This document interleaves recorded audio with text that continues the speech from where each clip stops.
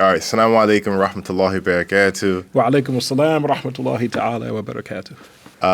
Shaykh Yahya Al-Baltimoori, it's a pleasure to have you here with us today at Masjid al-Haq.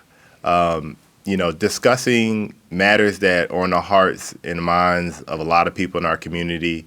This is our first embarking on this journey of learning and knowledge from people from our community and gaining understanding from those who have studied and learned. I just want to extend my appreciation for having you take the time out of your day after you just gave a class. Well, brother, let me tell you, I'm pleased and I'm happy to be here. Talking about Islam is never a burden for me. I mean, this is something that I enjoy. All the years when I was studying and putting in all those hours and hours and hours and hours and hours of studying, it never felt like work. Wow. It's something I truly enjoy. That doesn't mean it was easy, but it meant that I don't have any problem doing it. This is something I get joy from it. You know how there's some people who really like talking. You sit down in a group of people and they talk and they get energized by it. These people, they're called extroverts. And you have some people, if you ask them to talk, it drains them. Wow. For me, if the subject is Islam, I get energized by it. Right. Because I truly enjoy it, mashallah. Mashallah, mashallah. I would say the same for myself, except for I enjoy listening to those with knowledge. I'm just I would consider myself just a everyday man out here that picks up knowledge from time to time when I can and do my best to apply it.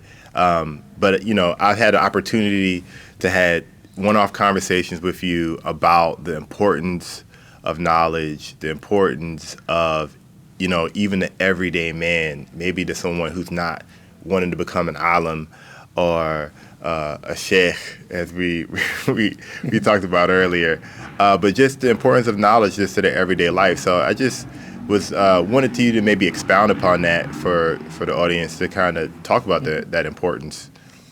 Well, absolutely. I think every Muslim would rather be learning knowledge than teaching knowledge. Okay, just because the knowledge itself is sweet. And by teaching it, you might, in the course of reviewing it, you might grow stronger. You might understand it better or remember it more deeply. So there's lots of benefits to teaching. But in the end, learning something new will give you more knowledge. It will expand your knowledge. And it's certainly sweeter than teaching. Right. So I definitely understand why you'd rather listen.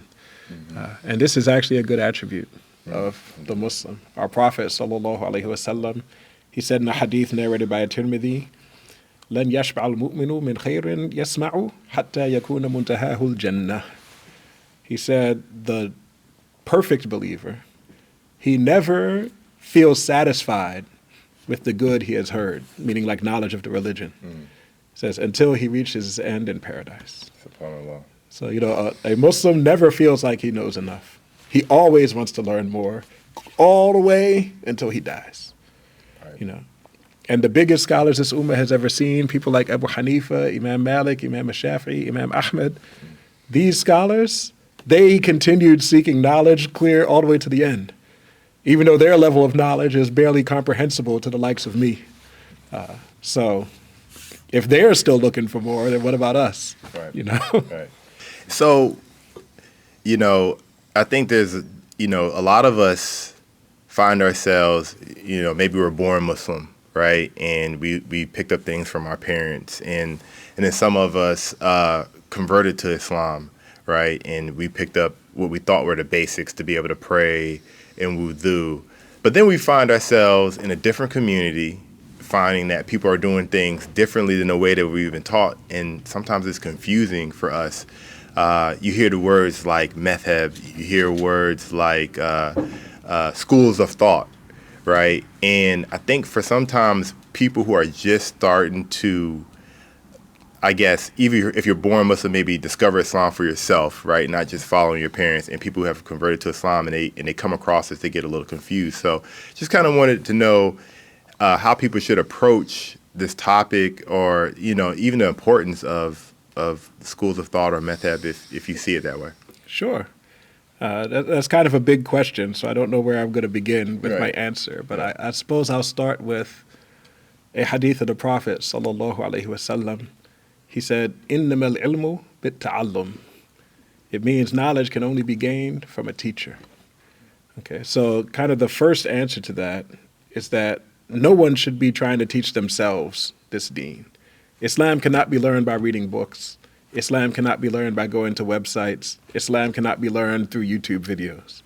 You have to go to a teacher according to Prophet Muhammad sallallahu alaihi wasallam. Okay? And then I'm going to mention another hadith. This one is not a hadith of the Prophet. It's a hadith of one of the top scholars of the Tabi'een. His name was Muhammad ibn Sirin. He said, "Inna hadha al-ilma deen, fanzuru amman ta'khuduna deenakum." He said, truly, this knowledge is part of our religion. So look carefully who you get your religion from. You know, what he means by that is don't just go to any teacher. See, in his day, nobody was learning from books. Everyone knew to go to teachers. Like right now, we're even in the worst state. But don't just go to any teacher.